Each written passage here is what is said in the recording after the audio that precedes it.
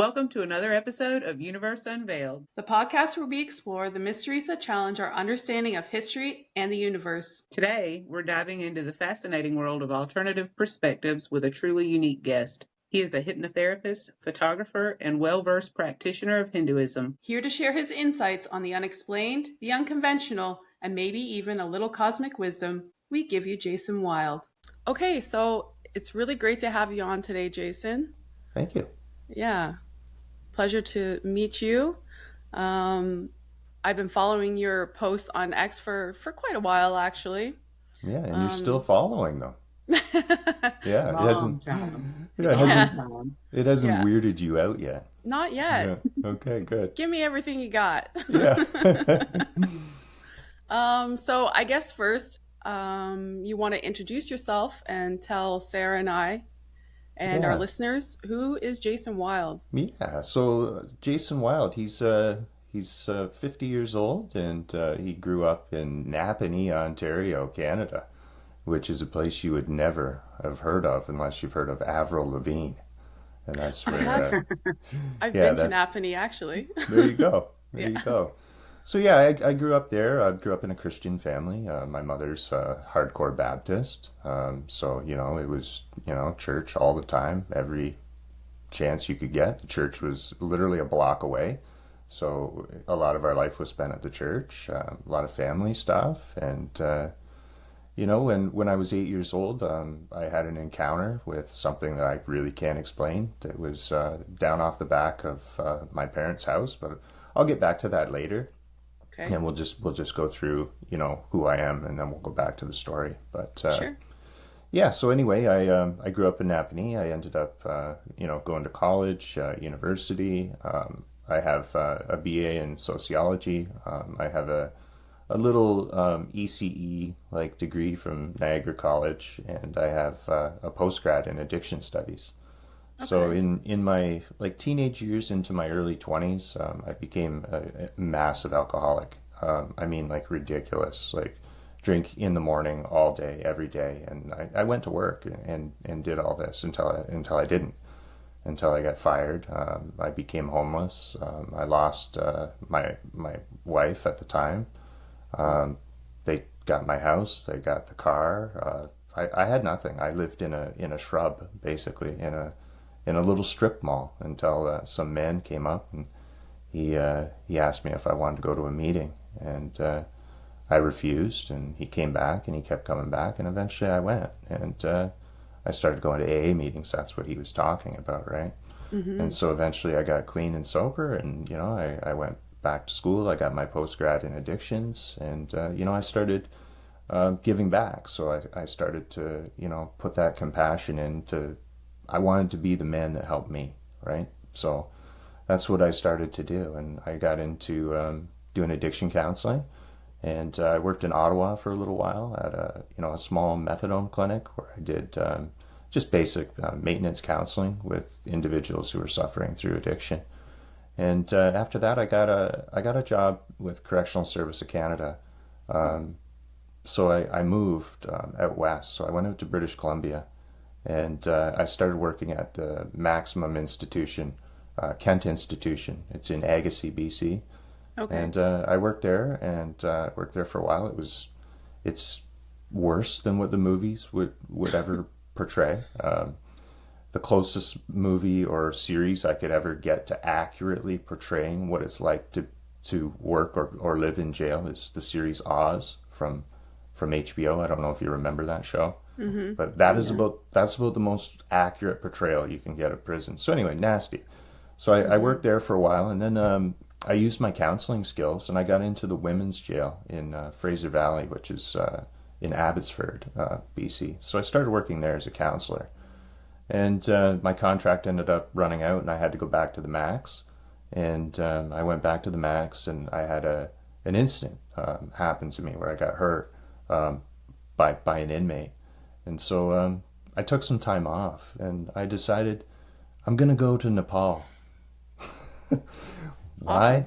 Awesome. I had so no... random. Yeah. Nepal? I don't know. I had no idea.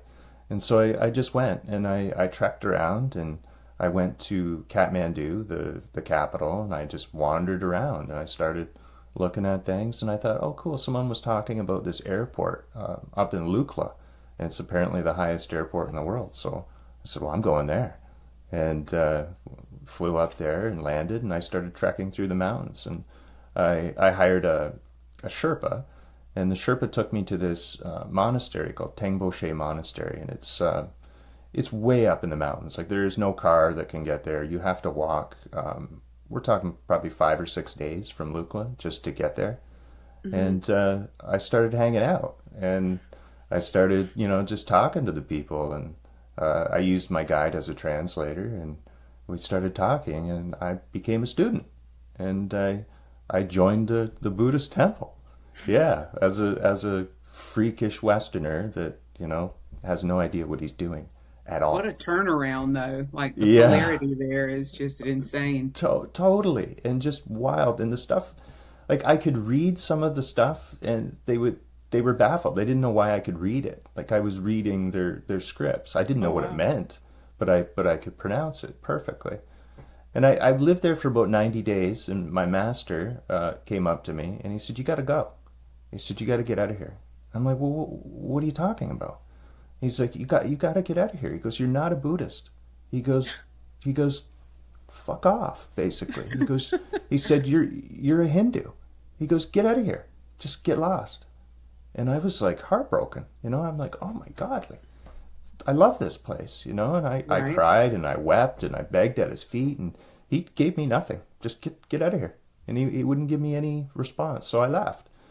And I trekked on back down to Kathmandu, and I flew back down. I went into Punjab state down in India, the northern part of India.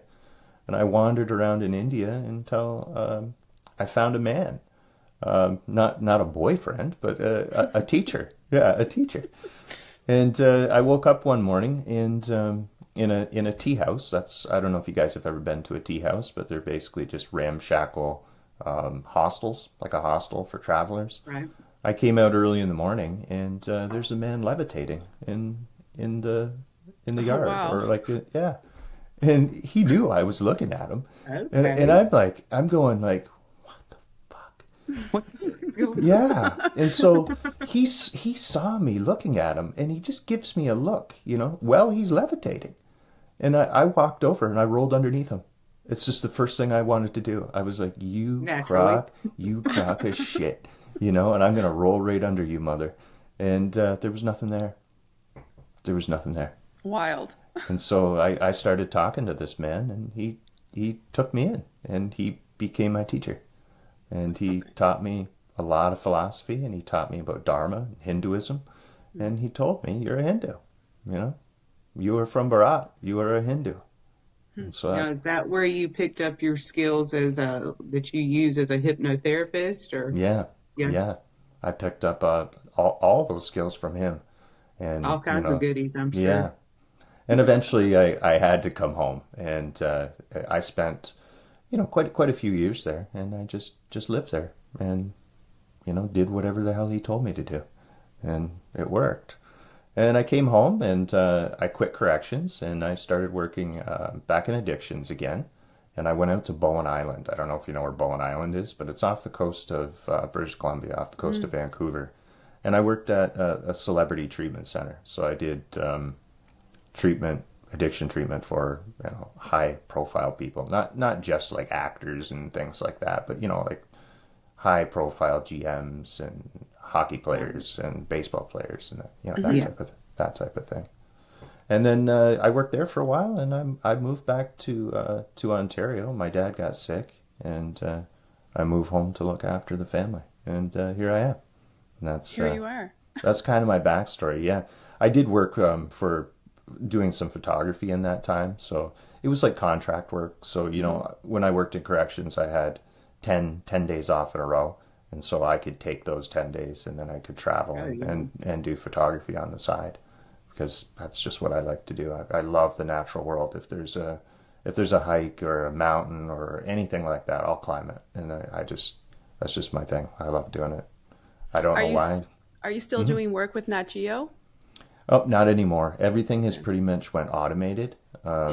they use computer-based drones now that can get really close. They also use like the little robots, and the robots are like disguised as like poop, and they can move them right up to the animals, right? And then Yeah. you don't need a human anymore. It's just Yeah. that Can't simple. compete with that. You No. can't. They're just better. They're better at everything than us. Yeah. Pretty sad. But yeah, that's where I am now. Yeah, so I'm back here, and I'm kind of just doing this full time. I'm just doing my thing. I'm teaching people, and that's really all I want to do is just give people another perspective that is Yes. different, typically from the Western perspective. I mean, it changed my entire life living from the Eastern perspective, and then trying to bring it back here is really, really difficult because nobody is living on the same vibe at all. It's just a totally Could different vibe. scream it from the rooftops and no one would hear sometimes, and it's super No. frustrating. Yeah. I would Yeah. say very few. It's probably Yeah. owing to just the lifestyle that we have here and the expectation of the 9 to 5, Monday to Friday, Yeah. repeat, so. Yeah, most people in this society, I find, are just, they're clinging to things, right? They have attachments that they cling to, and then they have things that they push away. And they don't lean into their suffering, where in other parts of the world, people look at suffering as they want more of it because it teaches them. That's the teacher, the great teacher. And so when How does your family feel about your metamorphosis? Like you said, you grew up in church. They're not about it, are they? No, my mother thinks it's demonic. Absolutely. Yep. Yeah. Every She's- time. She thinks it's demonic. She wishes I would come back to Jesus. And I've told her, I said, I believe in Jesus, Mom. Jesus is real. And so is God. And that whole story is real. That's the thing with Hinduism, is Hinduism teaches there are many paths to God. And they're all correct. And each one of them we're fine with. So we don't have any issue with any religion at all. We believe them all to be truth from a Hindu perspective. So What's the quote? There are more things on heaven and earth, Horatio, than exist in your philosophy. yeah. That'll come up Yeah. time and time again, and it just Yeah. And my guru said to me, he said, there are many paths to God. And it was just that simple, right? I mean, there's not one way to get to God. And that's kind of what Christianity wants to say, right? Is there's only one way. And that's it's how our I way. felt about it too. It didn't encompass everything that I was dealing with. And I mean, I'm the same way. I was raised Pentecostal. So Pretty like, close, yeah. Pretty close to Baptist. Yeah. yeah. So Yeah. I mean, there's not a lot of room for open-minded thought when you're in an environment like that. So that's been a struggle. Yeah, it was big time. And I mean, it still is. My dad's fine. He doesn't really, talk about it, right? He just doesn't say anything. Like Yeah, old my dad old is school. probably the most accepting too. Yeah. That's what dads feel do. Yeah. He gets it more than most. So, but he But- still is kind of, He's still within kind of us. weirded out, right? Yeah. But my mother is sometimes- really hardcore. Yeah. sometimes he's following, and sometimes I know he's just like, Sarah's back on her shit again. Yeah. Yeah. I know. That's kind of the same type of deal I get. But We yeah, have a- go ahead. We have a lot in common, particularly if you want to discuss the number 108 and what Yeah. you think that might mean. Yeah, well, it ties into the whole story of my life story. So I'll go back to what I was talking about originally. Was when I was 8 years old, it was me and a couple buddies. They lived 2 doors down. They were brothers. One was 8, same age as me, and the other one was 9, 1 year older. And we played every day. I mean, we would walk across our yards, walk into each other's houses. No one knocked. We just went in. It was a total freedom, beautiful 80s childhood. You know what I mean? And we played in these apple trees down by the river. And they weren't like curated apple trees. These are wild, like an old orchard, right, that had become overgrown. And that was our playground. We played down there. There was a river, and we used to catch frogs and turtles and just do what little boys do. And so On the we went down Napanee there. River? Yeah, right on the Yeah? Napanee River. Okay. Yep. If you know where the Napanee Hospital is, it's just down over the hill on the other side of the road. Is exactly. My parents still live there. Okay. There's an old age home there now. They sold the property, but before then, it was a huge field. It was just a field, and there was a river and an apple orchard. And we went down to the river, and we all just stopped dead in our tracks, and we were all looking at the same thing. And I said, "Did you see?" And I looked over at the two boys, and they were staring at it, and it looked like a 40-foot long river rock. Like, you ever seen like a river, or maybe along the ocean, where you have this like oblong shape, and it's just like this smooth as all shit river rock, and it's black. And it has like a fleck in it. Like, when you see, like, if you turn a rock, there's little bits of mica in it and it'll shimmer. Like granite, yeah. Yeah, it did that. And it was like, I don't know, maybe 15 feet off the water. And it was no ripple, no nothing. And immediately it made the inside of my body start vibrating. Like, I mean, from the inside, like deep inside my... Yeah, it was like if you've ever had like a minor electrical shock. And you get that vibrating feeling. Yeah. But it was weird, like inside my stomach and radiated out through my body. And I just blacked out. I completely blacked out. And my parents, my mom and my dad, found us, and the other two boys were laying in the grass, and I was just wandering around like a zombie. And when I came out of it, it was real simple. Like, they said they just, "Hey, Jason," and I just popped out of it.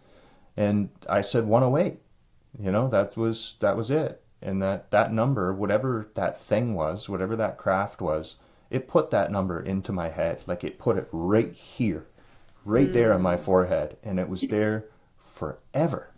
It's still there to this day. But I believe that that's what took me to India. That's the most sacred number in Hinduism. And I had no idea.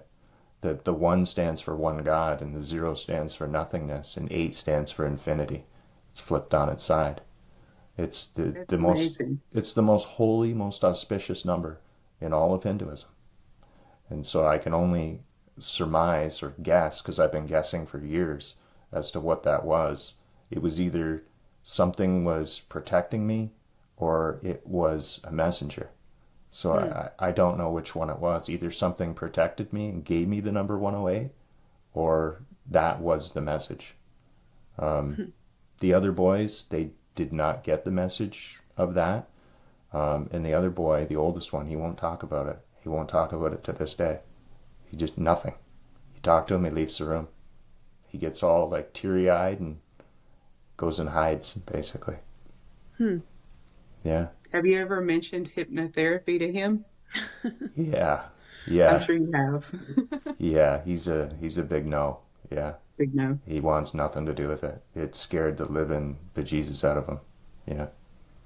And some people have that reaction where, I mean, they are aware that, things are amiss, but they don't want to go into it at all. And no. I mean, I wonder what makes a person, what determines the reception. Some people are receptive, and some people are just, I mean, you could scream it to them and they would not hear you, and that's not an exaggeration. I understand, like, an older person, if they get an encounter, it shatters their worldview, right? So, like, you've had all these experiences your whole life, and now you see a hovering river rock that makes your inside vibrate, you're going to be like, wow, I must have saw something. But, a 9-year-old, they usually have an open mind, right? Where they can, process things a little bit better. And I think that's how I was able to process it, because I was younger.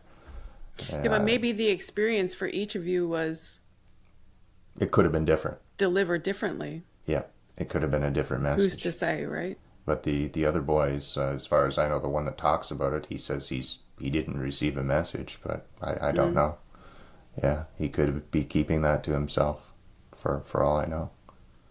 Sure. But yeah, Wilde, I mean, it led me all the way to India, and I have to believe that, that has something to do with it. I mean, it has to. I mean, that number, 108, I was obsessed. Like, I still am, but before I knew what it meant, like, literally obsessed. I had personalized license plates made for my car, that said Wilde 108. Like, I mean, who does that, right? See, mine just appeared naturally on the back of my license plate without... See? That's even better. From me. Yeah, that's even better. That's just... And sometimes you just have to stand there and facepalm, because what does it all mean? Yeah. Yeah, you have to pay attention to those things, and that's one of the things my guru taught me, is that, you know, a lot of the messages you receive are not going to be messages that are flashing in your face saying, look at me, here's the message. It's Right? subtle. They're very nuanced and It just extremely floats subtle. past. Yeah. Yeah, it could literally be watching an ant crawl across your deck. You just have to look at it differently. He told me that perspective is everything. You know, It is. Indeed. absolutely everything. Indeed, yeah. You know, he said, if you tell me no to that, he says, you don't know the whole perspective. He says, you just don't know it yet. He would say, when you see the whole perspective, you'll see that it's all beautiful and it's all perfect and it's happening exactly the way it should via law. He says, everything works on laws, and everything that we're doing right now is all predestined, basically. That, you know, he could tell me what I was going to do next. You know, he could literally tell me. It's like he could see it. He could fade in and out of, you know, past, present, and future. He could see it all. And if you do meditation long enough, which I have, and I can concur with my guru, it is all perfect. It's all perfect. Once you eventually get to a place of stillness, and that is where you'll find the truth, which is the space in between your thoughts. And once you actually, when you find a way to exist there, whatever way, whatever God it is, will show you how perfect it is. And you'll see it. Whatever way you see it, it'll possibly be different than how other people see it. But one thing is for sure, you'll see it as perfect. Absolutely. So do you still have a daily meditative practice? Mm-hmm. Yeah. I live a Hindu life. Yeah, for sure. Definitely a Hindu life. Okay. I do puja, you know, every morning, which is an offering. There's different kinds of yoga, right? I mean, you sit here in the West and you see people stretching. You would be laughed out of every single room, every single house in India. That is not yoga at all. I do the laughable type of yoga. Yeah, yeah. You want to know what that does? It does have a purpose. Hatha yoga is to get your chakras aligned. Right. So when you go into a deeper meditation, you won't be it's jittery. Because if you see people that go into like a deep samadhi where they actually become silence, Yes. if they haven't cleared their chakras, you'll see certain parts of their body twitch because it's not clear. And Okay. that's what hatha does. But the other types of meditation, I mean, you have yana yoga, which is the path of knowledge. So it's a yoga simply about studying like the sutras, the scripts, the text, the texts, all that type of stuff. So it's going into meditation by being the texts, you get to become the text. And then there's the path of devotion, which is called bhakti yoga. And bhakti yoga is just, you're devoted to either a deity, or a guru or a saint or whoever it is. And there's another form of yoga called guru kripa, which is specifically where you devote your life to a guru. And that would be one of the paths that I followed when I had my guru in person, right? The other path is karma yoga, and karma yoga is where you just do good things for other people. Without being attached to the fruit, right? And that's the key to everything don't ever be attached to the fruit. You know how many people you see like politicians going down and getting their picture taken while they feed the poor? Sure.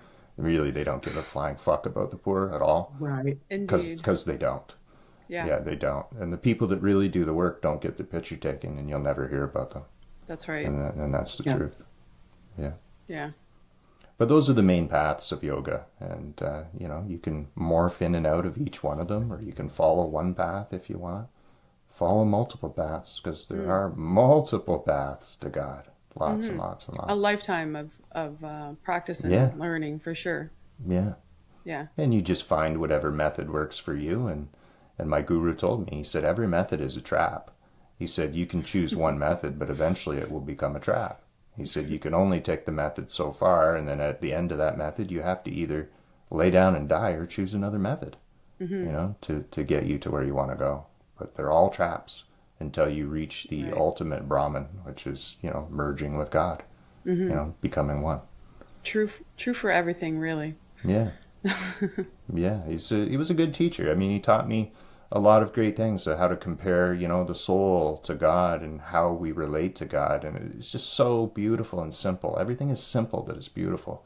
And he said, you're just a wave, or you think you're a wave. And he said, when the ocean has a wave come up, he said that wave thinks it's separate and thinks it's all individual and it's the best wave ever. And then when the wave comes down, it goes back into the ocean. And it wasn't separate at all. And that's kind of how he would describe things to me. Just real simple, you know. Inside of you is your Atman, or your soul.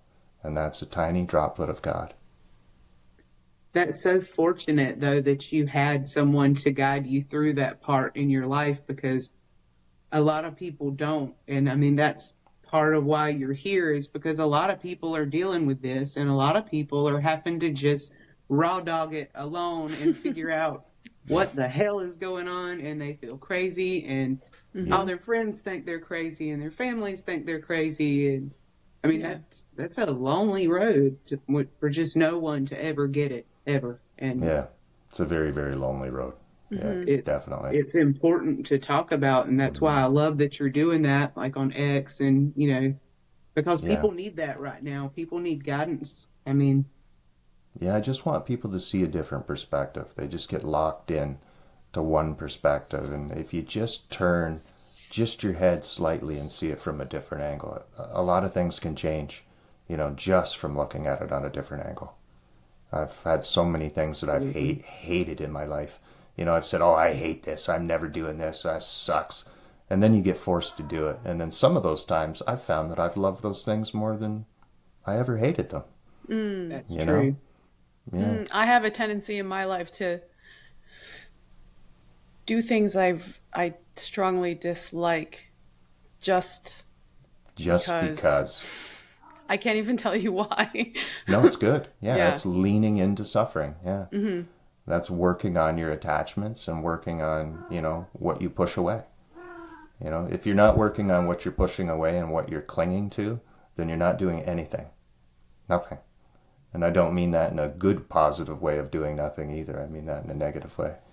Yeah. I mean, if you're not working on those two things, then what the hell are you doing? You know? Yeah. So how do we feel about Chris Bledsoe? I wanted to talk about that because his story obviously rang a few bells for me. Yeah, me too. So I would love to hear what you think about what he's going through. Because I believe he's authentic, 100%. I believe what he's saying is real. I believe the lady and the orbs and, you know, whatever he's seeing is real. What mask is it wearing? I don't know, but I believe it's probably wearing a mask, you know, to make him feel better or to make him see whatever is more comfortable for him to see. But whatever he's seeing is not what the truth is. But I believe that his, you know, the prophecy that he received is, you know, probably true. I don't think we're going to see any fire and brimstone or falling asteroids, but I think we might see, you know, a change. You know, just like the 2012, you know, they said nothing happened then, but I beg to differ. You know, something did happen in 2012. I mean, look where we are now. It's like a polar opposite of where we were in 2012. It really is. Yeah. Like if you can't feel what's happening right now, you have no intuition, or you're cut off from everything, because there's something coming and something is going to happen. I don't know what it is. I could guess that it's probably something to do with the sun, probably something to do with a polar shift, a reversal, something like that. There's something happening. You can feel it. You can feel it in the earth. If you're close enough to the earth, which I've spent, you know, years and years and years just by myself in the woods, you can feel it. There's something coming. It speaks. I started to get that same thing, and it was December 2019. I believe, and I mean, my whole world just did a flip. Then we went through the whole COVID thing, which is just nuts, you know. Well, I dreamed about COVID. I had a dream about COVID in December of 2019, and then a month later, like, oh, we're gonna have to lock everything down, and I was like, pretty crazy. What? Yeah, it's a premonition.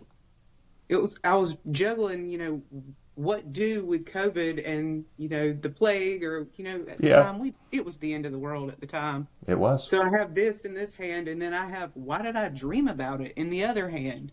So I mean, just a whirlwind, and we're still not 100% right after that. Like, I'm No. not No, people aren't right.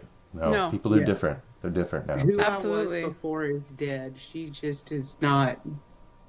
Yeah. And a lot of people had that same experience, and it all happened at this, about the same time. It's like in waves almost, where more and more people were Yeah. dealing with the same stuff, and it Yeah, just it was awful. It was absolutely awful. Yeah. Well, it was a everyone has their lives, their routines and their family and their little, their circles around them, and it just shut all that down. Yeah, it did. And so Yeah. it left, this like terrifying unknown that everyone had to face, and everyone had not to say that the dust settled, but as people kind of settled into the routine of not having the life that they had previous, I think a lot of people had an opportunity to look at themselves, Yeah, they did. look at the life that they were leading, Yeah. look at the direction and how they fit into things, because suddenly they're plucked out of their, Yeah. their little place in the pegboard. That's right. So, Yeah, your ego is now suffering, Right. right? Yeah. Who Yeah. am I? Right? What so I am think I? it changed a lot for everybody. Yeah. And I mean, for all the terrible things that seem to happen around that space of time, I think that I try to look at the positive outcome of people having an opportunity to look at themselves. And I think it shifted a lot of people into the positive direction. I think it did too. Yeah, which I It did. mean, the good and the bad, you have to take it. So, Yeah. And anytime you work on yourself and you really work on yourself, you're going to go through what's called the dark night of the soul. And it is not fun. It's when you No. realize that everything is an illusion, right? And we teach in Dharma that, everything is Maya, everything is an illusion. And what we're doing here is called Leela, play. It's divine play. And so, when you realize that everything is a simulation and it's not actually real, it's only relatively real, it gets kind of weird, right? You start to look at things a little bit differently, and it's depressing, and then you work through it, by using your method, whatever your practice is. it's depressing until it's not anymore. Yeah, and then it's liberating. It's What- liberating. in your experience, what would you call? I always have this thought that there are a number of things in your life that you can't control. And so it's rather useless to try to control those things. Yeah, But there are a number of things in your life that you can control, and you can literally direct the narrative. yeah. And Yeah, those, it's tough, right? Because you have to discern what should I change and what should I just deal with, right? It's like when someone walks down the street and they just trip, and you don't just look at them and laugh and yell karma, right? Because that would be that mindset. And the other mindset is that I know that's karma, but I still have compassion enough to help up another individual, right? Just because they tripped. yeah. And it's exhausting mentally. Yeah, yeah, it really is. And you It can't really turn it is. off. No, No. being empathetic is a full-time job. Yeah. Yeah. Be compassionate, but it does have its limits too, right? I mean, you can only be compassionate so far until you have to unleash the dragon. Not everything is just peace and happiness all the time. In Hinduism, we have a term called Dharma Yuddha. And Dharma Yuddha is when all other methods have failed. We have another term called ahimsa, and ahimsa means nonviolence. So we practice nonviolence until, there is no other option. And so when something happens where the balance is being shifted more to evil than to good, then we do our dharma by balancing it out, and we do dharma yuddha, which means we attack the evil full on. I love that. And that's what we are. We're warriors too, right? We don't just sit around cross-legged and levitate. We, Right. we have a fire that burns inside. It's very, very That's powerful. something that I struggle with a lot. So that's good to know. Yeah, I wish I had known this when I was a correctional officer. It would have diffused a lot of situations. Yeah. Yeah. Yeah, Sometimes it has to be done. I was a different person then. Yeah, much different. But it was all the path, right? All the path of learning. This is it. Oh, yeah. There's we all have a path to walk, and you almost can't you almost can't avoid your outcome. You can't. You can't. You have to look at it like a river, right? You know, if you took a rubber duck and ran it down the river, that rubber duck is going to bounce all different ways down the river, but it's always going to get to its destination at the end, right? It's just Right. every person is going to bounce around down that river a different way, but the destination is always the same. And it's always going to be the same for you. It's already been planned out. It's just, how are you going to get down the river? You know? Your True. whole life path has already been chosen. Everything that's happening is happening for the good. And everything that ever happened happened for the good. And everything that will ever happen will happen for the good. Even through the suffering. You just have to change your perspective and see the suffering for change and beauty rather than this depressing weight, you know, or a clinging or a something you would push away, right? Of course. Always Yeah. think about the things you're going to push away and the things that you're clinging to. You know, oh, I can't go to the bathroom without my phone. You know, I can't meditate in a city. Well, fuck you, you can too. You know? And you sure can go to the bathroom without your phone. You don't need to cling to it, you know? Or there's my boyfriend or my girlfriend. I just can't go to the movies without them, or I can't live without them, you know? Like, I need their love. Well, they're not creating the love. You are. Right. You're creating it. They may have awakened something in you, but did they create emotions for you, or do you create emotions for you? You know? What is That's it? true. You do. You create them. I've always tried to adhere to a personal rule that what other people do to me doesn't make me feel anything. It makes me feel what I choose to feel. And what I do to other people doesn't make them feel one way or another. It's how they allow that action to make them feel. So in that way, I can kind of try to guide my choices to be more true to myself instead of worrying about how it's going to affect other people. Because if you just choose to do things you know, as long as you try to be a good person, then not worrying about how it's going to affect other people is a Yeah. good way to make the best choice for yourself. Yeah.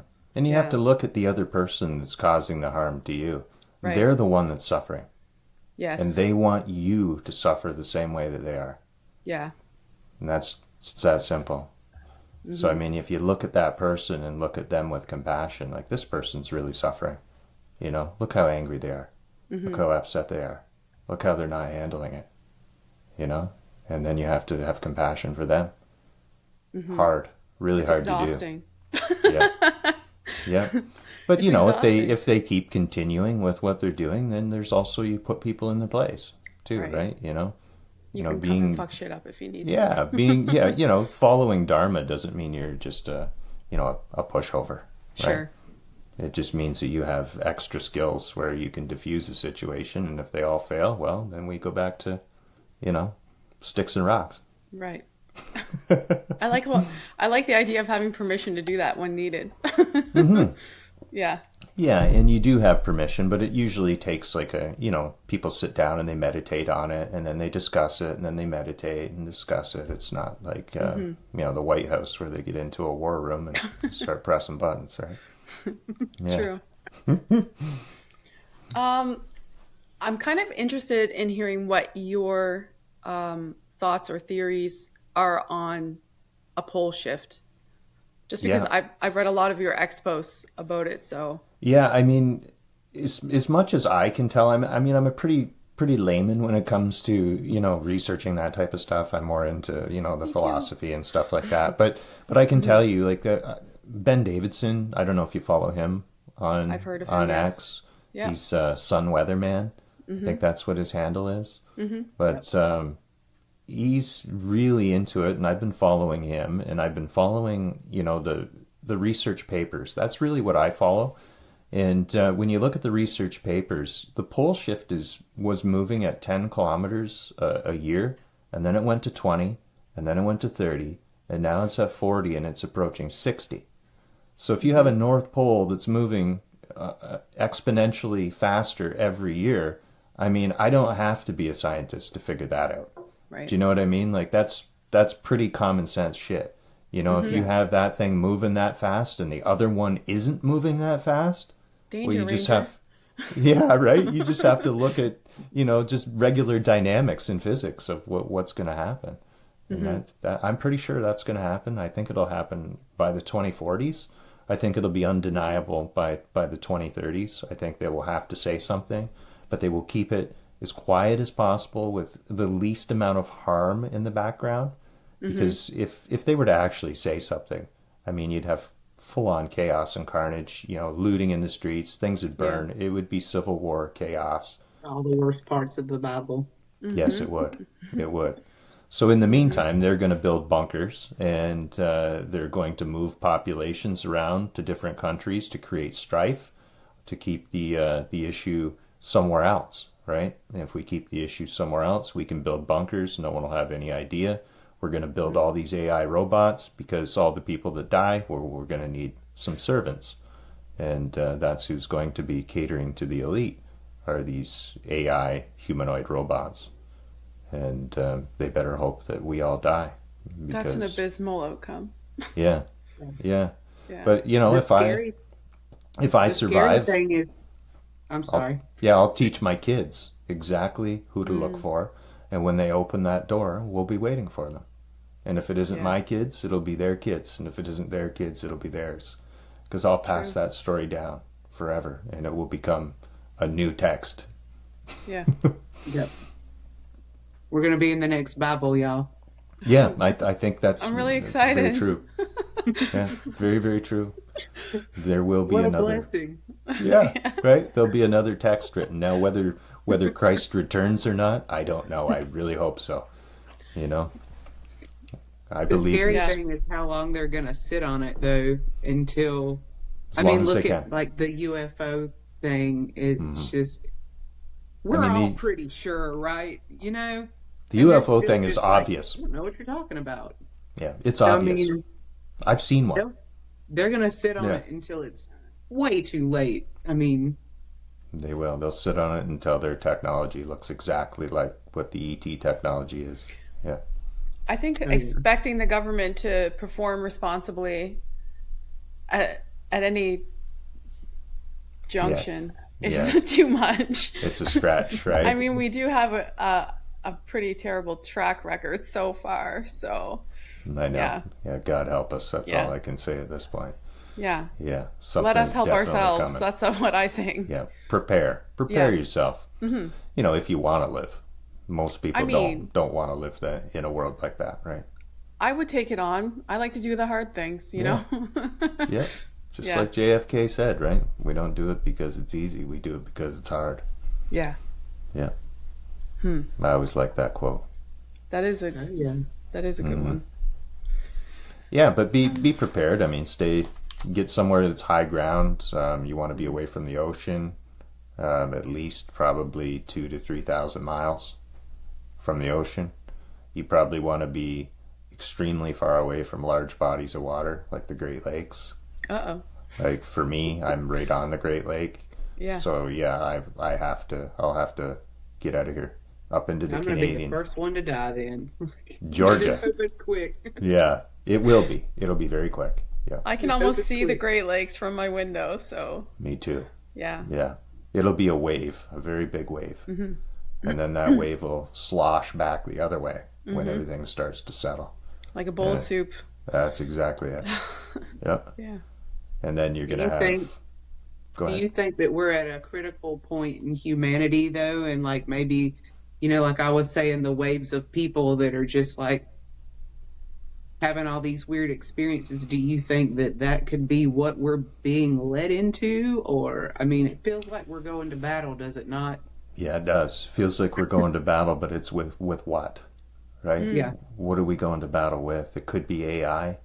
It could be ourselves. If you really look at the way humanity is positioned, it's positioned to be transhuman in the future. In the very, very near future, there'll be a split in humanity where I'm going to say most will adapt a chip that will convert them to have, like transhuman abilities, like Neuralink, like what Elon Musk is working on, except it'll increase your cognitive abilities. You'll be able to speak any language. and essentially you'll be a god.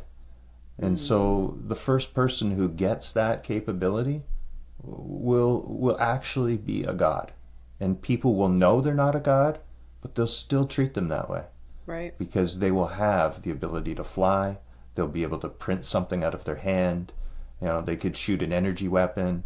They can change, different climates. And if you have a quantum computer, then it's completely game over. Whoever invents the first quantum computer wins everything. Because now you can predict anything and everything from the past, the future, and what's going to happen at any time, any space. They can basically read the wave function. True story. And sometimes when I think about these things, if I'm honest, I look at it from a perspective of I would not be interested in having a Neuralink, but there's so many people who would be. So it's such a terrifying thought. People would line up, I know. I've worried a lot. And I understand things from the future coming back to warn us, right? Yeah. It's like we've done this. I know we're going to do this. We are definitely going to go transhumanism if we're allowed to live that long. If we don't go extinct before then, 100% you will see humans being adapted to technology. 100%. The longevity, people want to live forever. They want to upload their mind into the cloud because they're so afraid of death. Because they are clinging to this life so hard that they never want to leave it. Right? And I see I'm sorry. No, go ahead. We're probably further along in that than anyone realizes. If you think about like medical advancements like pacemakers and things like that, and we've known about that and been doing that for years. Yeah, imagine what they do in black projects, right? Yeah, so you got to think. Projects are ahead. Think how good. Think how good AI really is. If you could jailbreak AI, and their versions are all jailbroken. Yes. So what are they doing? Right? What are they doing? And I get it. I get the draw because it is extremely helpful. Yeah. It is extremely helpful. It frees up so much of the tasking to get to the end result of something. So that's right. I mean, just for Sarah and I's instance, we have an idea and we want to conceptualize it and bring it up. That's great. Just to do this podcast. Yeah. It makes everything so streamlined. Saves. Do you want to know what the time. difference is, though? The difference is that you two come from the old world.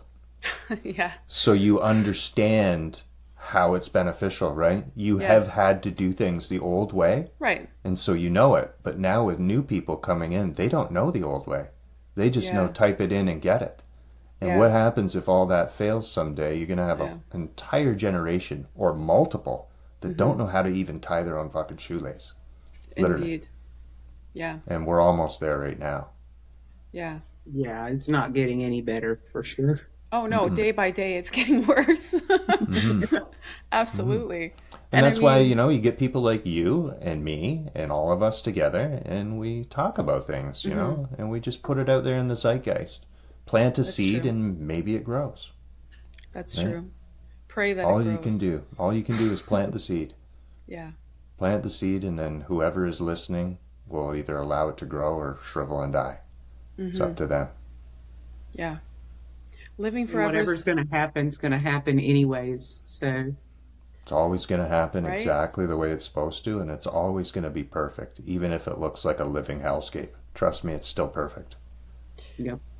Yeah, that's a hard one to accept, isn't it? Most people just call me a complete lunatic.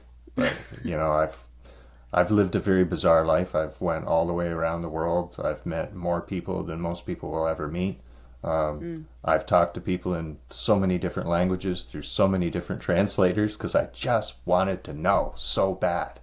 I have so much curiosity in me that, I just want to get to the truth. And it's what I've always wanted. Ever since I saw that thing in my backyard down in the river, I've wanted to know what's going on here. Where are we?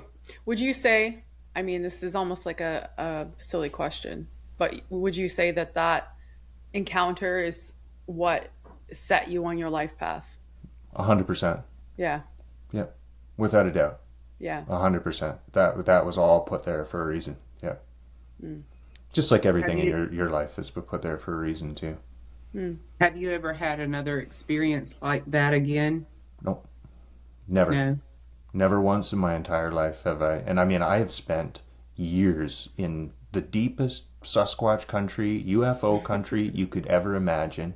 Like, we're talking world capital of this type of stuff. Never seen a thing. Nothing. I mean, I've heard noises and stuff, but they're animals, right? You know, I've had bears walk around my tent and cougars track me and, you know, all kinds of different animals. But I've never seen a strange light in the sky. I've never seen a Sasquatch. I've never had ghosts coming in and out of my house, right? But I had that one experience, and this is what I think. I think that's all they needed. That's all they needed to do. That was They it. planted a seed. Yep. They didn't need to show me anything else. I was already convinced. And Now, what about your dreams? How does that play into all of this? And what? Yeah, I have a very bizarre reoccurring dream, and it's a reoccurring dream of I'm in a black room, and I'm hiding from something, and I can see it looking for me. It's this giant thing clad in armor. It's wearing armor. It's got a huge helmet on with a visor. You can't see its eyes, and then it finds me. It looks right at me, and then I wake up. It happens every night, every single night. I've had one similar to that, but it was a thing in the sky. Yeah. And it's that you spend the whole dream running and hiding, and it's exhausting too. I know. It's terrifying. Absolutely terrifying. And it sees you. As soon as it sees you, you're like, I'm fucked. I'm done. And then I dread, and then you wake up in your bed. Yep. Every time. Sweating. You know, just like, ugh. And there's no mantra, there's no prayer I can do to make that go away. I've tried. I don't know. Maybe it's another message that I just haven't figured out yet. I don't know. Yeah, it's hard coded into your reality. Somehow, Yeah. I feel that way too about mine. Sometimes sometimes I wake up and I just know that okay, that was not just a dream. Yeah, there's something to it. Something weird's going on here. There's something to it. But I'll try and pick it apart all day, and I mean, everything. To interpret anything, and that goes back to like Chris Bledsoe and his interpretation of what's going on. You can interpret it, but I mean, all you can do at the end of the day is guess. That's it. You're never really going to know. Best guess at the end of the day. Yep. That's all you can do. That's all you can do. do. And be prepared. Take it as a warning if you must. Yep. Yeah, I do. I don't take them lightly. But then again, I'm not really that scared either. You know, like if it happens, it happens. What am I going to do? Yep. You know, and if that's a good place to be mentally. If it's supposed to happen that way anyway, and I'm supposed to perish, well, so be it. You know, I think everyone is afraid to die, at least at some level. You know, even me, I'm afraid to die. I think everyone is. You know, because it still is a great unknown, right? And then you want to cling to your life, right? You're going to leave everything behind, or so it feels. And that's the ultimate final clinging, right? It's letting go to go to the next. I worked in palliative nursing for many years. Beautiful. And I was actually recently talking about this with a mutual friend of Sarah and I. And after all the time spent in that environment and with people at the end of their life, I feel I have a good understanding of not death, what happens after the fact, of course not, but of how different people process and approach death. Yes. But even after all that exposure and all that self-study and reflection, I'm still terrified to die. Yeah. Yeah. It's not a beautiful experience for everyone when they die, right? Absolutely Sometimes it's really horrible.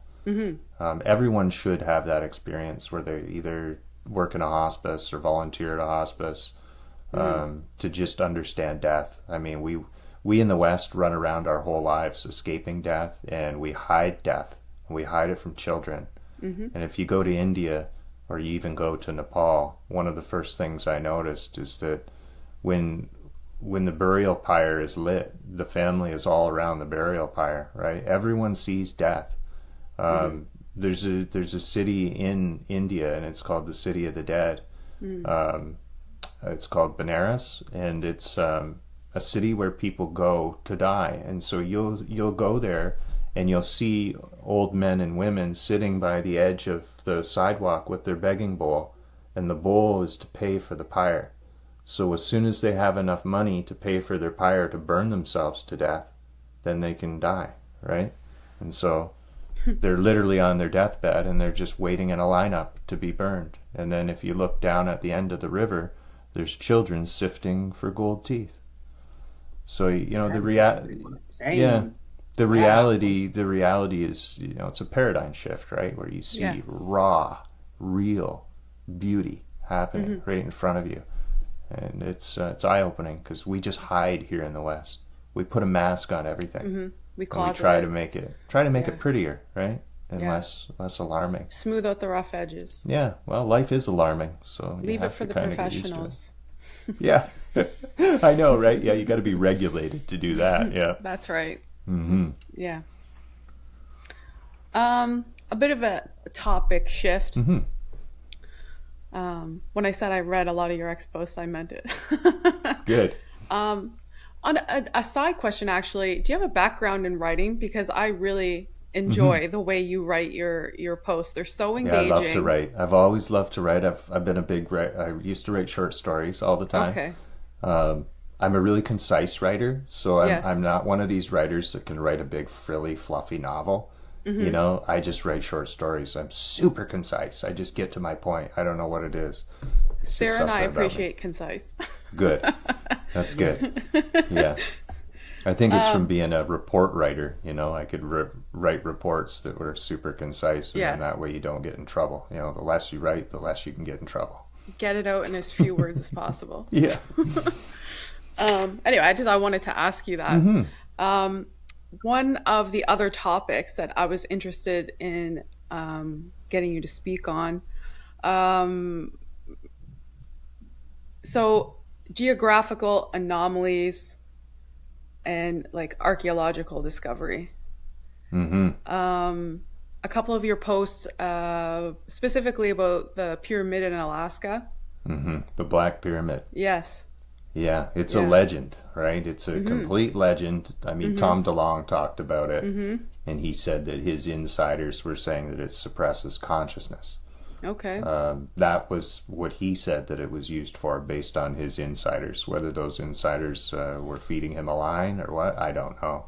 Right. But that is pretty much the consensus. I mean, if you listen to Jimmy Church on Fade to Black Radio, or any of the other different people that have been interviewed, that's pretty much the same consensus, is that it's suppressing consciousness. Now, I don't know if they all got their story from Tom or not, or whether it's something that others have spoken about. But does it exist? I don't know. I wouldn't put it past anything. Does it suppress consciousness? No idea. But I would think there's probably a pyramid, or at least a pyramid, on every different aspect of this planet. I feel like I want to believe that, yes. We're finding them everywhere. I mean, if you look back at the most ancient stories we have, which is ancient Sumer, which is like my extreme professional, that's my wheelhouse, is ancient Sumer, which is the oldest civilization that we have on record. And their story paints the picture on every other spiritual text ever written. So that's the original text. And every book that you've ever read from every religion is based on those guys. Yeah. That happened 6,000 years ago. And their story is bizarre, right? It's a group of these beings called the Anunnaki who come here, and they only come here because there's another group of aliens called Ijiji that are pissed off because they have to dig canals and push dirt. And so they come down here and they kill one of their gods and mix the god's blood with what they say is clay. So the Ijiji can now leave and go on and do something else, and they created man, which is us, to dig the canals and build them temples. And that was their purpose. And eventually they got pissed off because we were being taught different things by another group of beings that live on the planet, and they're called the Apkallu, and they live in the ocean. and they came out of the ocean and started teaching us. And one of the Anunnaki gods, by the name of Enki, allowed it to happen. And so when the other gods found out about it, they sent the flood. And it's either they sent the flood or they knew it was coming. And so they told this guy called Athrasis to build the ark, right? And that's where you get the story from Noah. It directly comes from this story with certainty. Yeah, so that's the original story. And then to be retold many times all over the world. and over. They just changed the characters a little bit, and they added a few people in, and Right. you know, just like you would do, like if it was a movie, you know, Like a book. summarization Yeah, of the original. yeah. Yeah. It's pretty neat, though. I mean, I believe it. I Yeah. believe that to be probably the most truth we'll ever get is in our ancient writing. Sure, I mean, it's a very compelling story, especially because we have so many replicated written records around the world, you know? Yeah. And I mean, and especially, you know, in the modern era, if you grew up in a household with a religious background, Yeah. you've been spoon-fed that story That's about right. the flood and about Noah and his family. That's what I was going to say. That's the first thing you learn about. I mean, Right. when you're 5, 6 years old and you first remember ever That's going right. to church, the Yep. first thing you learn about is the flood. I mean, that's still an oral tradition here today. I mean, Same. Yeah. Yeah, you learn about the flood, and you learn about the coat of many colors, you know, and Yeah. you know the main little stories. Yeah. Yeah, there's But, probably a dozen or so in there that are like the staples for age 5, 6 Sunday school, right? Yeah, I know. It's like my kids get taught all the religions. You know, Yeah. I teach them all, you know, when they come up. Yeah. that's great, though, because, I mean, it only takes, and I just told someone this yesterday, it only takes one generation to break a cycle. Yeah, it does. And we're So, doing I it. mean, We're doing it. We'll get there. Yeah. that's what I'm trying to do with mine, too, is, you know, try and nurture an expanded mind instead of, you know, beating her into a box and, you know, oh, this is, I mean, I get Exactly. accused of being a witch almost daily, and I have nothing to do with witchcraft, so that's kind of hilarious to me. Yeah. So Yeah. I would like for her to live in a world where she doesn't have to go through all the struggles of 1692. Yeah. Exactly. At least How old are your kids? How old are they? My daughter is 6. Yeah. So I've got 8 and 5. So that's where I'm at with 2 boys. fun. We're in the thick of it, huh? Oh yeah. Yeah. It'll get Now- easier. If you don't want to talk about it, that's fine. But I wanted to ask you, because I know that you have at least one son on the spectrum. What are your thoughts on the telepathy tapes? 100% real. Yeah. Yep. 100% real. What's your experience with it? Yeah, I have not quite as detailed as these kids. I mean, these kids seem to be all nonverbal. My son is Asperger's, but he has like an extreme sixth sense. I mean, he draws pictures of things like beings that he says he sees in his bedroom. You know, he draws pictures of, you know, this is my grandma who died, and like people he's never met, weird things like that. Or he'll come up and say, you know, your grandma talked to me last night or something like that, and she was real pretty, you know. And it's like he doesn't do it as much now because he's getting older, right? He's 8 now. But when he was younger and, you know, more open, he would just blurt out these things out of nowhere. Or I'd see him sitting at the kitchen table drawing some bizarre looking creature. I'd be like, what is that? And he'd be like, well, that's the guy that came to me last night. You know, Great, son. Yeah. You're like, oh, okay. You know, I don't know. Tell me more, right? You know? You know, oh, he's just really nice, you know? Like, they don't give you a whole lot, you know? It's weird. I wonder why kids, though. I mean, They're just open. I mean, I had an experience when I was little. My mom said I was playing in a hallway closet. This is an old 1800s style home. And she said, what are you doing in there? And I turned around and I said, this is what she says. I said, I don't remember. She said, I used to be a girl, but I burned up in a fire. And then, That's a shocking thing to hear from your child. yeah. and then just went on. What do you do with that? Yeah, she was blown away by it. She didn't know what it meant, and I don't even remember saying it. I think I was 3, but I remember her telling me, the story. And she'll still tell the story today. I bet y'all went to church after that. Oh yeah, we went to church every day. Mm-hmm. Wow. Yep, and then if there was a dinner, we'd have the church cookout, and of course, because Mom lives a block away, guess where Mom is, right? Yeah. Oh, wow. Yeah. I disliked church. I just sat in the back and read Revelations. That's pretty much it. I found it was interesting. Yeah, it was interesting. It was interesting. Yeah. I liked, I grew up in, my grandmother at a period in her life. And so my mother and my uncle were raised Mormon. Yeah. But that they were living in England at the time. And then when my grandfather was sent back to Canada, he was in the Navy. When they came back to Canada, they stopped attending the Mormon church and kind of disassociated from.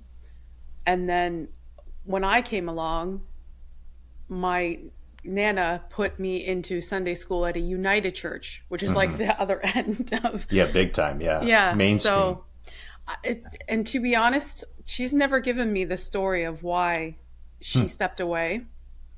And it was kind of implied, like it's not something you would pry about. So I wonder, did the Mormon church originate out of Germany? I want to... You know what, Jason? I want to say that they did. I'm wondering if that has something to do with it. I only know so much about the Mormon church in its context in the United States. I'm going to look that up. I know though. the Joseph Smith story and all that. That's from... That could be it, right? If it is German, they could have said, well, we were over there killing Nazis, and probably not a good idea to go to their church. Yeah. Right? But I don't know. Well, this would have been the 60s when my grandparents lived in England. It would have been be the Korean War. Mid-60s. Yeah. And it was like, the way it was told to me was that it was kind of like it's kind of what everyone that they knew were doing. Yeah.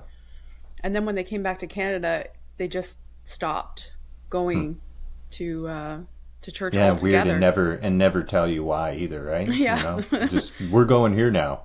Yeah. But I grew up There's definitely a story. Yeah. I grew up as a child going to, and voluntarily, it was not necessarily expected of me, but my Nan's house was across the street from the United Church and the church hall. So we would go to Sunday school, and excuse me. And as I got older, I went to church because I like to sing in the choir. So, Yeah. But, well, that's good. You had that experience. I just lip sync. I would just sit in the back and go. You were just going through the motions the whole time, bless you. Yeah. Yep. Yeah. I just hated it. Yeah. So completely. My experience with religion was, it was very loosey-goosey, It was just something that we did on a Sunday because as a child, I think, okay, I'll go to Sunday school because I'm going to get a treat or, Yeah. Get to sing in the choir. So totally different lived experience for me. Yep. Totally. Yeah, I know with religion itself, I was turned off by religion my entire life. I really never had anything to do with it because it was just such a bad experience growing up, right? And I just put myself away from it. I thought the universe was all chaos. I thought nothing happened for a reason. Right. I was very science-minded until I had that incident in jail. And I went to Nepal and India, and it literally changed my life completely. Yeah. Completely. It brought the spirit right back. Just boom, in it came. How many years ago? That's my same story, though. I mean, and it's funny that a lot of people are like that because I rejected it wholeheartedly. Yep. I mean, I just wanted absolutely nothing to do with that shit. Me too. Because I saw it for what it was, and I mean, and my grandfather was a Baptist preacher. Yeah, so I mean, you know, and he was a terrible man. I mean, So, I mean, just to see who he was at home and then to watch him stand up there on Sunday and preach just really, really put a bad taste in my mouth for the whole thing. Yep. And I mean, how could it not, you know? And Yeah, I rejected it and was a science mind until 2019. Yeah, it's pretty much almost the same time frame as me, a little earlier, but yeah. I mean, I'm glad the spirit is back. I mean, I can't imagine living without it now. You know, just an empty, I mean, it was disgusting empty. shell. Yeah, Empty is the word. I mean, we're just all on this rock waiting until we die. Yep. And Or just chasing your next like cool thing. You know, I'm going to do this next, and that'll make me feel better. Do this next, and that'll make me feel better. Right. But it doesn't. I finally had a moment where I was just like, fuck this. Like, there has to be more than just 3 meals a day and sleep at night and wake up and do it again and go to work. And there's all this fun stuff to do, but you can't do any of it because you got to go to work. And it's all right here. Yeah. What are inside. We doing? Like, yeah, it's all inside. Everything's inside. Nothing's outside. It's all inside. And that flipped a switch. I mean, that same night I went to bed and had the weirdest dream I've ever had. And I probably will never talk about it publicly just because it's so personal. It's sacred to me. Yeah. You know? It's for you. Just for you. It is. Yeah. Yep. Nothing wrong with that. You know, I'll tell people one-on-one when I talk to them, you know, I have no problem with a one-on-one conversation. This is what happened. But that's not something that I would ever want to like air out to the world. No. So I'm getting better with it now. Now I just air all my laundry now. I just don't care anymore. You know, what are you going to do to me? You know, I'm trying, but I know if I air it all out too fast, that I'll wind up in a psych ward. Yeah, maybe. I've worried about that too. Here. Yeah, So I mean, there's not many people in my inner circle that believe half of what I say. You know, even in my own personal family, it's pretty sad, but it's pretty hard to believe if you've never had these things happen to you personally, right? I mean, and I feel like that's by design. Yeah, I understand. I feel like we're all spread so far apart because it's like a current. When you touch it and it spreads. And like I've said, you get these people together that have had an experience of some sort, get us all together, there'll be nothing to deny it. You can't deny it. You put that many people together that have had this kind of experience and you tell me it's not happening. You are the one insane, not us. Right. Right? Yeah. I mean, to simply blatantly discredit, you know, many thousands of people and maybe even more over, you know, hundreds of thousands of years this has been happening. You know, they even wrote it down in the books. It was that important. You know, it's all real. in the name of organized religions that haven't existed for very long at all. So that's right. Yeah, I mean, the one that rules the whole world is the one that's been here the least amount of time. Right? You know, you have Christianity, which has not been here very long at all, 2,000 years. Tops. Yeah. And great religion. I love Christianity, but I just don't seem to like the people organizing it sometimes. You know what I mean? The book itself and the teachings itself are beautiful. Absolutely stunning. It's just the interpretation of, you know, the organizations that do it. And you can look at every religion and they all do it. I right? feel like every that applies, to every. Yeah, they all do it. Humans mess everything up. They do. Yeah, they give us a pure message, and then we fuck it up. Yeah. Yeah. That's basically we go what and happens. exploit it and pass the offering plate around. And, Yep, that's it. It's ego. Ego is what destroys it every time. Yes. Yep. There's nothing else. You could come up with a bazillion other reasons why. They're all wrong. It's ego. That's it. Yeah. It's the only thing. So that's the point of the whole ego death and all of that is That's so it. that you can stop being a snooty church lady. That's right. Yeah. Stop clinging and stop pushing things away. Right? Snooty church lady. Yeah. Oh, there's lots of them. Yeah. That was the nicest term that I could come up with at the time. I know. I talked to my mom, and my mom's like, you know, I think you're going to hell. They're demons. And I said, Mom, you haven't even read the Bhagavad Gita. And she goes, no, and I won't. But you haven't even read it. How can you make the comparison if you haven't even read it? And she goes, Yeah. I know. She goes, I know. But I know it sounds ridiculous, but I'm not doing it because it could make me a demon if I read it. Okay. Right?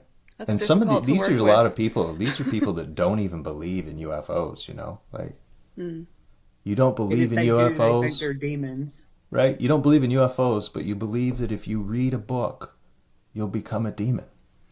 Yeah. See how ridiculous that sounds? So backwards. Yeah, but they don't see it that way, right? They see people like me as insane. Oh well, just Oh, keep well. plodding along, right? Just keep plodding along. We'll be Oh, fine. well. You're going Yeah. to hell. Well, I'm already there, so thank Yep. you for that. I've That's a been good, there. that's a good philosophy. Oh, well. Yep. Oh well. Yeah. Yep. What are Yeah. you gonna do? That's what I'm my gonna- guru used to always say. Is he would just say, "Ah, so," you know, So, so, yeah. you know, no matter what That's a happened. mantra right there. Yeah. Yeah. My Italian friend says, what are you going to do? What are you gonna do? Yeah. What are you going to do? There was one time we were he was telling the story about when he was walking with these people, and they were telling them about a great saint that had died, a female that had died. She was a great Indian saint, and he started laughing, and he was giggling away and tee-heeing, and they asked him, they said, "What are you, some kind of butcher? Like, what are you laughing about this?" And he goes, "Well, where could she go?" He goes, "She can't go anywhere. She just left her body. Where could she go?" And then he went on laughing again, like it was nothing. You know, he found that the sorrow of mourning was funny, because Oh, wow. he doesn't think that she's dead. She just dropped her Okay. body, right? Yeah. Just completely normal. Yeah. He's like, well, what's so sad? You know, like you should be happy. She Yeah. dropped her body and now she's liberated. It's just perspective, right? That's true. You It see the is. perspective. Totally different. That's Interesting. how I feel Yeah. about it. I'm more aligned with the celebration of life versus a funeral. Me too. Like, please don't cry for me when I die. Just know Yeah. that there's not stupid people around me anymore. Or No, it's just, it was a good thing, right? And people yeah, see it the opposite. For obvious reasons, I mean, right? But we don't want to see someone die because they're going to leave us and we won't be able to cling to them. Right. Right. The act of mourning and grief is self-centered. Yeah. It's also a process that is necessary, I think, Yes, for everybody yes. to go through their process Sure. of grief, right? Yeah. Definitely. Completely And it's different normal. for everyone. Yeah. Yeah. I've seen it every which way. Yeah. Sad and happy and Yeah. angry and Yes. just nothing, stoicness, Yes. like all kinds of different ways to express grief. And a lot of people look at them and go, well, they have no emotion or whatever, right? But it's like, you don't know what's yeah. going on. I think one of the most common instances in the grieving process, like especially in a familial setting, is to see different people look at each other and think, why are they acting like that? Yes, you see it a lot. Yeah, Yes. you're right. You're definitely right there. You do see that a lot. The people, shifting their heads looking to see what everyone else is looking like. Yes, Or how should I react if they're reacting that way, right? right. Especially children, actually. You see children they're literally looking to the adults to see What are they doing? why to see their grown parents crying or Yeah. in the grips of sorrow or not reacting at all. So Yeah.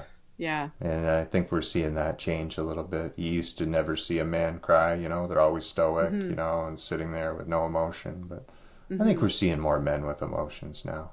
At least think so. I that's so do. nice. Yeah, I think That's so. so nice to see. Yeah. Me too. I It's love okay it. to be a human being, Yes. Doesn't matter who you are, you're allowed to be a human being. That's right. Yeah. I agree. But I Yeah. think we're moving in multiple directions, right? We're moving in good directions and we're always moving in bad directions. Everything is always going to be a double-edged sword. We're never going to find this utopian universe where everything is just beautiful. No because such you thing. need the contrast.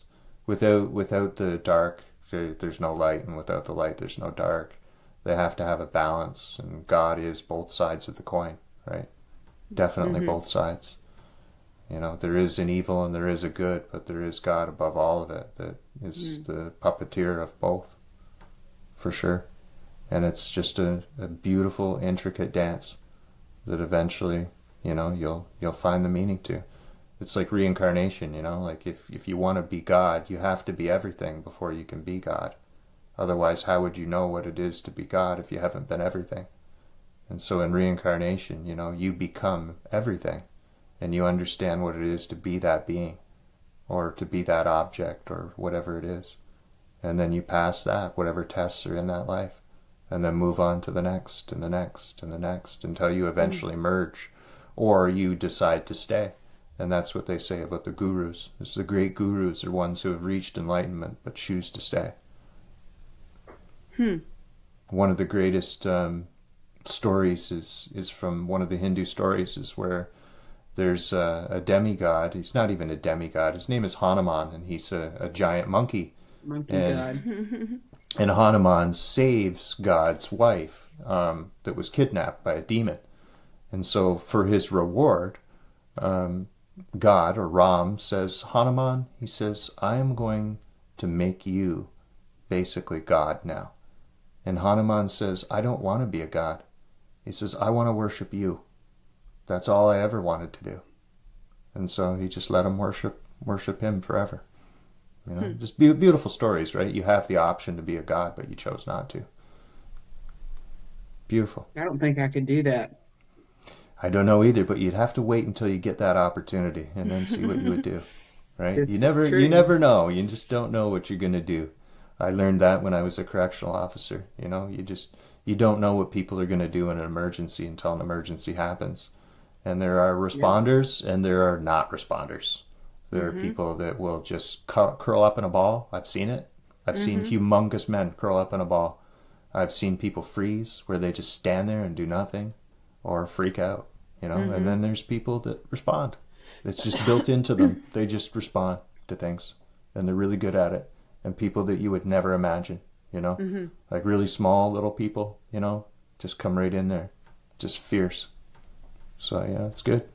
Sometimes the people with the most preparation are the least prepared. Yeah, I know, right? Yeah. As awful as prison was, it was a really good thing for me because it taught me to tell the truth. Because you learn real quickly that you can say and do anything you want in prison. Literally anything. And I mean it. You can do and say anything you want. And that goes with both inmates and the guards. Anything you want. I've seen more disgusting travesties and corruption and just pure evil inside that place. It even smells like evil. It's just awful. Yeah. But it taught me to tell the truth, so I got to get some positive out of it, which was really good. Yeah. I bet the things you learned, though, I mean, is from a I learned philosophical. I learned a lot, and I saw things that I didn't think I would ever see. Like things you couldn't even make up, right? Like just there's no way I could have ever guessed some of the stuff that I would see and do in there. Just nuts. I was a hostage negotiator, so I was on the emergency response team. So I got to do a lot of hostage negotiations and different things like that, which was pretty cool, but eye opening, right? Really eye opening. Yeah. I think when you work in a sector that connects you so intimately with people who are troubled or having trouble or in trouble, you know, people who are not having a good day in one capacity or another.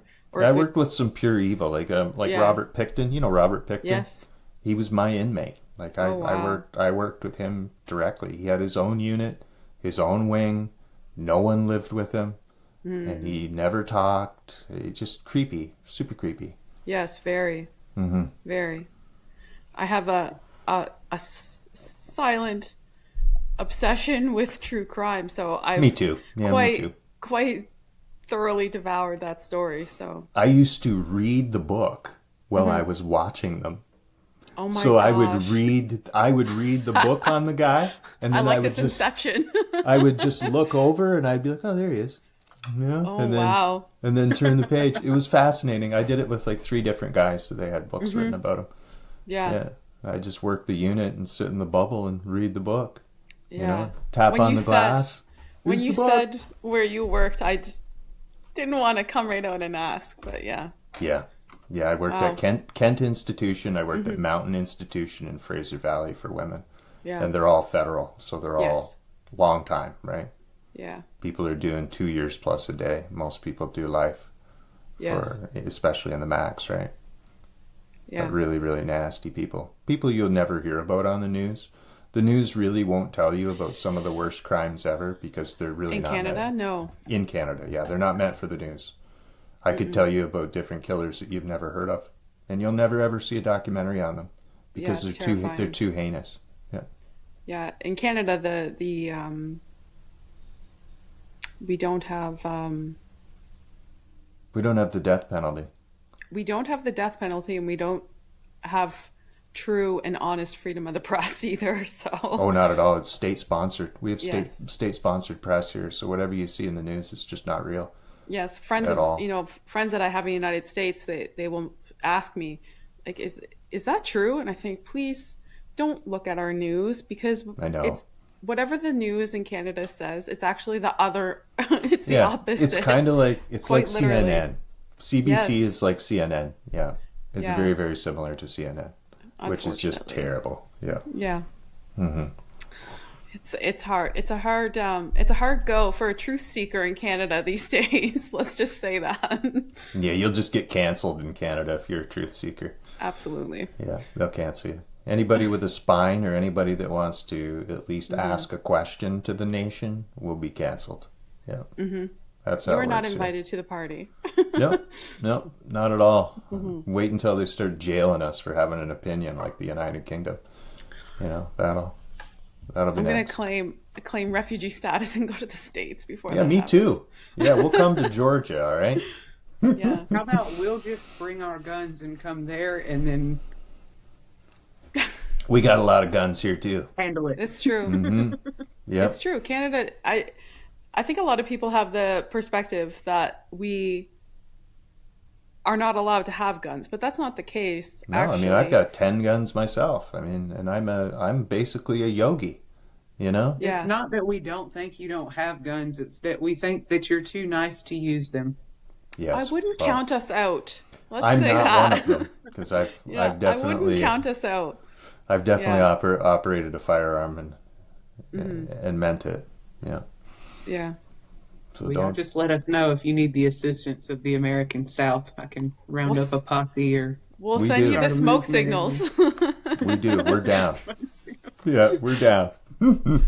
Yeah. We're all ready to go here. I'm locked and loaded anyway. Yeah. always. Yeah. Canada's a big, beautiful country that I think a lot of people have a lot of misconceptions about. That's what I used to tell the inmates when they'd say they want to kill me. I would write my address on a piece of paper and slip it under the Oh, door. wow. And I would write literally "bring da noise," and then I would draw a picture of a little 12-gauge shotgun, like a real crude one. And then when they read it, I'd be at the window smiling. Yeah, that was before I went to India. Savage. Just Yeah. a savage. Just a savage. Yeah. But nobody ever tried to kill me. They never broke into my house, and I gave them my address. So there you go. Well, I'm glad Maybe you I Show got them lucky. something about their character. Yeah. Yeah. Jason, how would you say having a public presence on social media and whatnot has changed your perspective? Like interacting with followers or people. Oh on yeah, posts? It's like totally like I'm like 50 years old. So for me to get into social media at like age 47, is kind of a huge learning curve for me. So I was just posting just because I just wanted to post my ideas, right? That's really Yeah. all I was posting. I didn't think that many people would start, actually, listening to what I had to say, to be honest, because no one else ever had. They really hadn't. I had no like history of anyone actually listening to me. I'd go to a party and my girlfriends would tell me to shut up. They'd say, "Don't talk about that stuff. No one wants to hear that shit." And they'd get mad at me, or call me weird and like really suppress what I had to say. And I'm old enough now. I just don't give a shit. I mean, I've already been canceled. So what are you gonna do? Cancel me again? Yeah. It can't happen. Yeah. People do want to hear that shit, though. Yeah, they do. They really do. Be the right audience. Yeah, sure. Yeah. And those people will find you when you start speaking on things that you feel so wholeheartedly about. Like, it's like a song that you send out, and eventually, it'll catch on. The interested people come to you. Yeah, so I can assure you, all of this stuff is real. Like, that's what I want to really posit to people, is that this phenomena, whatever it is that we're dealing with, it's 100% real. It's more real than we are. Sure. Like we think that we're the ones that are real, and we're probably not. They're probably the ones that are real, and we have something to do with that. I just don't know what it is. It's an intricate dance, and in the end, I think we're going to figure it all out. But I think so too. We get closer and closer every day, and yep, we'll figure it out unless we kill ourselves first, which is another this is a possibility. Big possibility. Either one is fine. Me too. I mean, we'll figure it out anyway, right? Even if we die, we'll figure it out. So yep. There's always that. And we're gonna wing it the whole way there. That's right. That's what I've been doing my whole life. Same. maybe my previous ones too. I don't know. Yeah. Probably. Yeah. Certain things probably carry from one life to another. That's probably one of them. I think they do. Yeah. At least that's what they told me. The gurus told me that. They said you'll pick up little pieces and you'll want to set some of those pieces aside. Otherwise, you'll never get any growth, right? Can't keep carrying the same things through every life or it'll hold you back. But still the truth. Still the truth. Is that something that you deal with in like your hypnotherapy sessions, or do you do past life at all? Yeah, I do lots of past life regressions. I have tons of them that are even pre-recorded, so you can just listen to them on your own on my YouTube channel and take you through your past lives. I've done them myself. I've got a few glimpses of different past lives that I've had, but not like a full-on timeline of everything that happened. I might get a short vision of I had one where I was laying in a bedroom with my brother, and I don't have a brother, and we were both fishing on the banks of like a tropical type, looked like a river or a shore or something, and I loved him. I just loved my brother so much. I could feel it. I could just feel the love. Yeah, like I was a little brother and I was watching, trying to learn from him, and I could literally feel the love, like feel it. It was really weird, like. In a dream where you can feel like, it's not real, but this felt real. Yeah. Yeah. Yeah. Weird. It's weird. There's definitely something going on. It's definitely real. It's just, what are the mechanics behind it? What's actually happening? We can say for sure something is happening, but what is it? Right? What actually is it? And I think that's the big question. Or what are they? You're familiar with like Dolores Cannon and all that. I've read all of her books. That's exactly what I did too, because I read one and I was like, well, I got some answers. And then I read another one. And before I knew it, like I've read every single one of her books except for like one. Yeah, she's a good hypnotist. I've done some work like hers because, it's not as popular as people calling you up, and plus plane tickets are pretty expensive to go see somebody that lives halfway around the country. But that's what she did, right? She flew around all around the country. And I have worked with a few people that have experienced the phenomena. I worked with one guy in Alberta who had lost all feeling from his waist down after an incident at a correctional facility. And he was getting really weird phenomena happening in his house, like on his electronics, and he was having missing time, and he can't get out of bed. And so I started doing some regression with him, and he sent me a message, I think about 2 or 3 months ago, and he said that the phenomena is still happening, and that it's bringing the feeling back to his legs. So he went to the doctor, and the doctors can't explain it, that he's being healed. He's starting to regain control of his legs, and they told him he'd never walk again. And he accredits all to the phenomena. Do I know that that's a fact? That's what's happening? No, I have no idea. But coincidentally, it looks pretty real. I mean, if the man's legs work again, who gives a shit? Yeah, exactly. I've seen his videos of the phenomena, and it's definitely bizarre. It's weird, but it's nothing that I would say is not anything outside of an electrical anomaly. You know what I mean?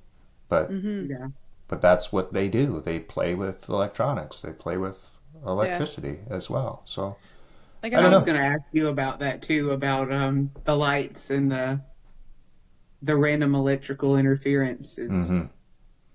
It's a huge precursor or an indicator. There's also tones. People hear tones in their ears. Like how when people's ears regulate a certain tone, you'll get that loud noise or something. And a lot of people report that with encounters when they're close or right before it's about to happen. That's a huge indicator. I mean, I've never had it happen to me, but many people report that. That's interesting. And then the dreams, right? Everybody seems to have reoccurring dreams if they've interacted. Like the experiences of so many people, and like for instance, the fellow you were talking about, where his legs are recovering from what was meant to be or seemed to be a permanent injury. Like, I have a hard time with people who flat out discredit, deny, poo-poo on these sorts of accounts, because how can you not at least, and maybe you don't believe, or you identify as a person who is a non-believer, but how can you discredit when you don't know? Yeah, it's fear. If you don't know, then how could you not be open to at least hearing someone's account, someone's story? It doesn't mean you have to validate it, It just means have an open mind, right? Right. To recognize that another person has had this experience, and to them it has very significant, spiritual or emotional, and in his case, physical meaning. That's right. He equates it to that. So, and there doesn't seem to be another explanation, presumably. No, there's none. I mean, he's not doing any therapy. He's not doing physical therapy.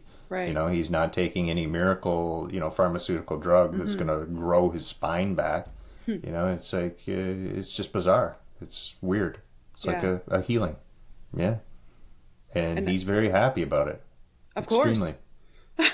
Extremely. I'm but happy very for weirded. him, Me too. Yeah. Yeah, but he was bedridden. Like, this is a guy that, could not leave his bed. And he had, the whole setup, all these things and scaffolding all over his bed and stuff, like really crazy stuff. But now he's getting up.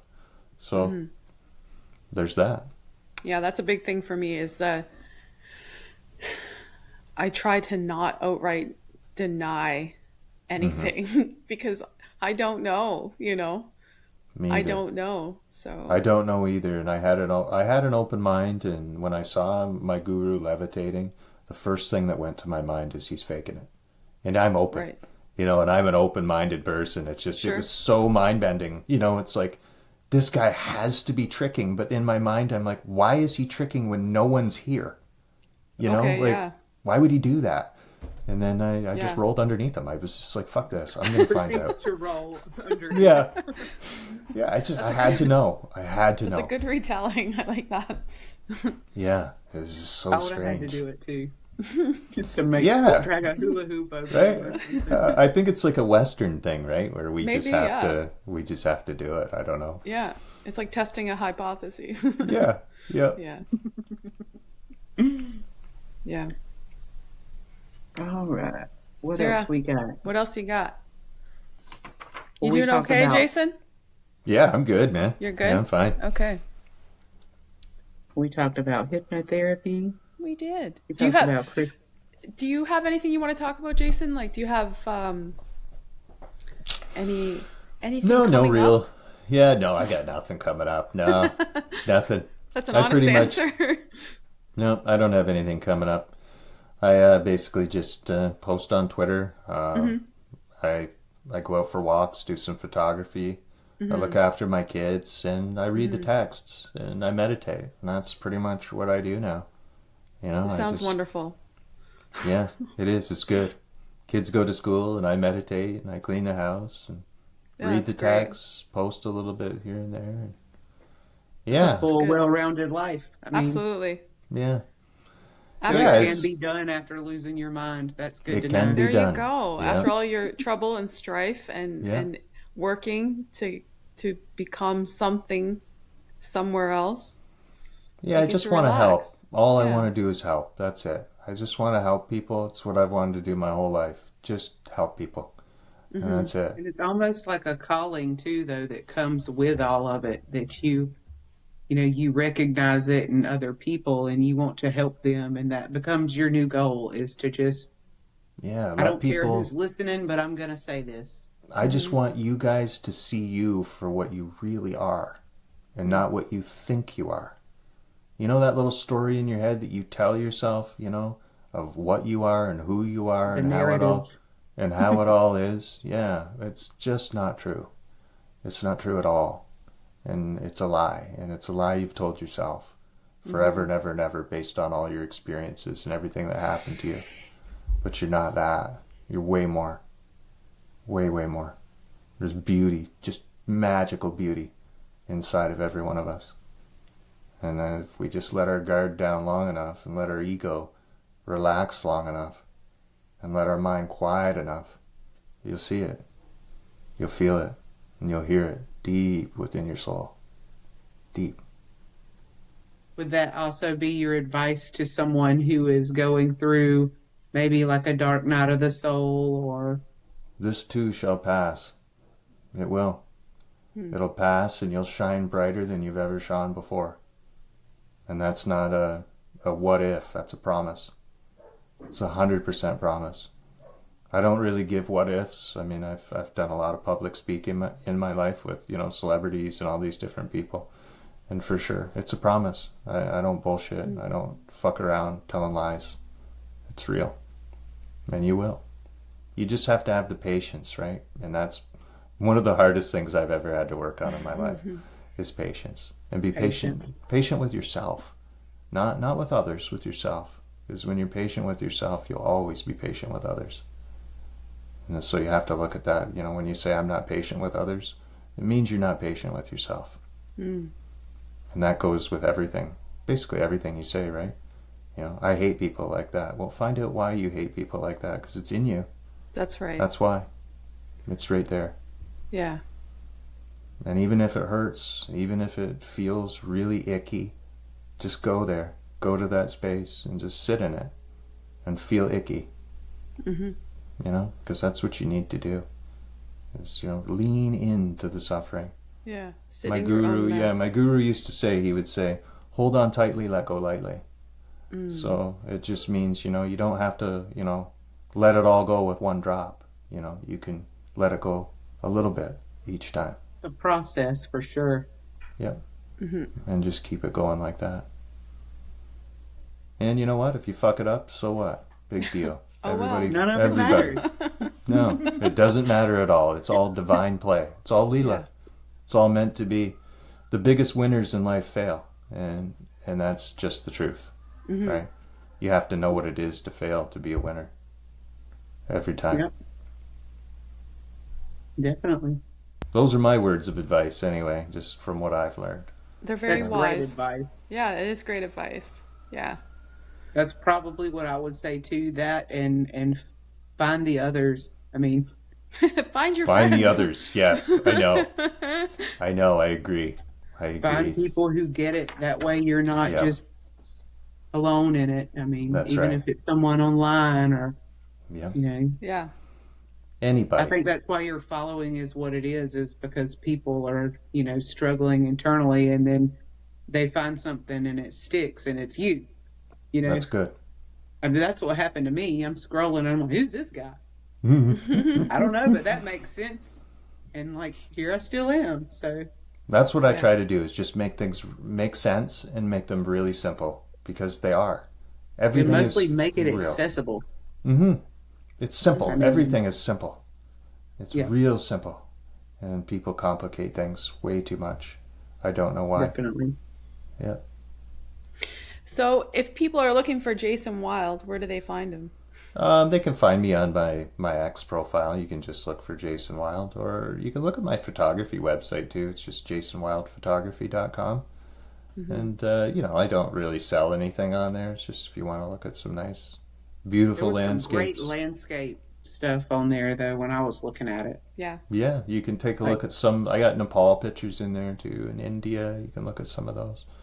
Yeah, everything looks all magical and yeah, like you've got a good yeah. eye for it. That's how I capture my emotions. So I used to, before I was doing meditation a lot, I would use photography as my meditation. So whatever emotion I was feeling, I would try and convey it in the picture. That's It kind of helped me work through my emotions. Therapeutic. Yeah, It's a good way to approach photography, actually. yeah. It was Yeah. just so every photo you see is, how I was feeling, at least how I was trying to convey it anyway. Well, it's been a real pleasure, Jason. I agree. It's really nice talking to you guys. Yeah, so Yes, grateful to meet you and have a chance to hear it from the horse's mouth. Yeah. definitely. Yeah. Well, you ever want to chat with me again, give me a shout. And I'm Absolutely. For sure. always For sure. open. Yeah. So we So, could always all use a little guidance sometimes, and I think that that's part of humanity is to help each other. I mean, That's it. That's it. like-minded that's what folk. we're here for. That's the point. Karma yoga. Yeah. That's the Karma meaning yoga. of life right there. You heard it here. I Helping promise others. to branch out from Western yoga. Good. Yeah, good. Okay. Yeah, if you need anything, let me know. I mean, I'm not that far away from you, actually. I'm only 4 hours away, probably. Yeah. Yeah. Yeah. Good old Ontario. Yeah. And, it's always nice to go down to the waterfalls. I love the falls down in St. Catharines, the Yeah. Niagara region. I don't mean Niagara Falls. I mean the other falls because they're the best. There's so many other falls down there. that There are. People don't hear about, right? I can think of several. Yeah. Yeah. Balls Yeah. Falls. Yes. Good old Balls Falls. Amazing Yeah. one. And you got, what's the one down by the mill? The mill in St. Catharines? Oh, the name has escaped me just this Me moment. too. But it's a nice little ravine and it's got a waterfall down It there. has a nice waterfall, Yeah. which people do a lot of rock climbing down there. I don't know if They they're do. I've supposed done it. to. You're Yeah. not supposed to, yeah. Yeah. Short Hills has a nice Yep, falls. another good Yeah. one. And Hamilton has all kinds of falls up in Hamilton, even though it's a dump. But No hate on Hamilton. no, I guess not. Yeah. Good old Steel City. Yeah. Yeah. Well, guys, have a Yeah. great day. Yeah. Thank you so Thank much, you Jason. so much for talking to Yeah, us. you too. Many Good thanks. talking to All you right. guys. Take care. Take care. Bye-bye. Bye.